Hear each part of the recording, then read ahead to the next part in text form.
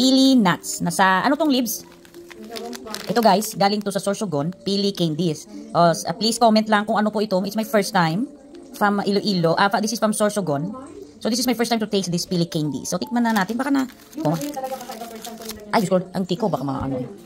Ito guys, pinapakain ako ni Ate Marcia. Ano oras na? Magalas 12 na guys, midnight. Ewan ko ba, tapos may Toblerone. may mga candy pa from Dubai. Pili nuts tayo. Disturbo itong mga ano sa harap. No? First time ko to guys. I-open natin. Ito, una plastic. So ito, native to native. Kaya mahal tong sa native guys. No. Sa aking... ito guys, yung Pili nuts. Hindi ko alam kung ano ko guys. Parang ayaw ko tong i-touch ng Pili nuts. Kunin parang nagdikit siya. Ayan siya guys, yan lang. Parang mas kubado to. With Pili nuts. Yung Pili nuts.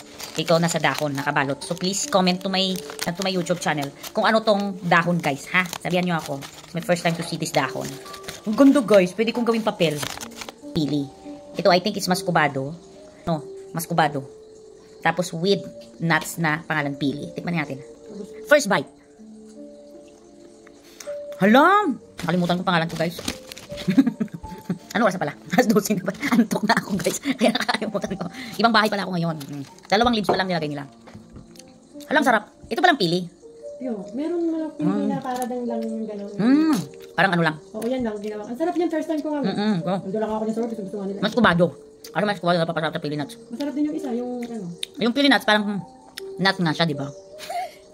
Parang ano guys? Kasarap ng buhay ko Parang macadamia na nuts. Mahal to, no? Mahal ba to?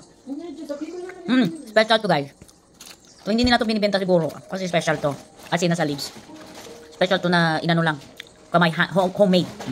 Ayan, guys. Pili nuts. Kain. Ang sarap. Parang ano siya, guys? Macadamia.